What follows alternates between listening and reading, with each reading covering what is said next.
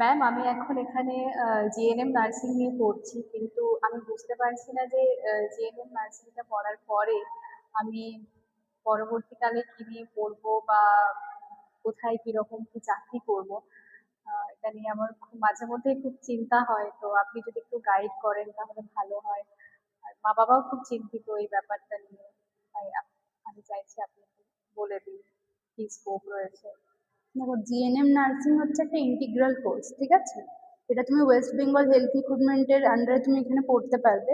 এটার জন্য ওয়েস্ট বেঙ্গল জয়েন্টের এএনএম জিএনএম এক্সাম দিয়ে তোমাকে ভর্তি হতে হয়েছে। তো এই এক্সামটা দিয়ে তুমি যখন এই কোর্সটা কমপ্লিট করবে তখন তোমার খুব ক্লিনিক্যাল এক্সপোজার হবে। তো এটার থ্রুতে তুমি বিভিন্ন প্রাইভেট সেক্টরে হসপিটালে কাজ করতে পারো। হ্যাঁ, এবং তুমি এছাড়াও তুমি যদি গভর্নমেন্টের স্টাফ নার্সের জন্য চেষ্টা করো তাহলে তুমি ডাব্লিউবিএইচআরবি যে এক্সামটা হয় ওটা ক্র্যাক করে তুমি ওয়েস্ট বেঙ্গল স্টাফ নার্স দিতে পারো। এছাড়াও তুমি যদি অ্যাব্রডে যেতে চাও তার জন্য এনফ্লেক্স আরএন এর এক্সাম হয়, ওই এক্সাম ক্র্যাক করে তুমি দিতে পারবে। তো এই এক্সামগুলোতে বসার জন্য এলিজিবিলিটি থাকছে।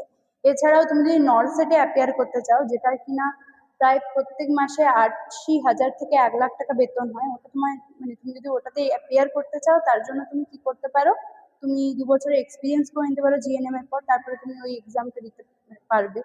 এছাড়াও তুমি যদি এমএসসি করতে চাও তাহলে তুমি ওটার পরে হায়ার স্টাডিজের জন্য পোস্ট বেসিক করতে পারো, তারপরে এমএসসি করতে পারবে। কনফার্ম এমপ্লয়মেন্ট আছে এই কোর্সটা করার পর, ঠিক আছে? চিন্তার কোনো কারণ নেই।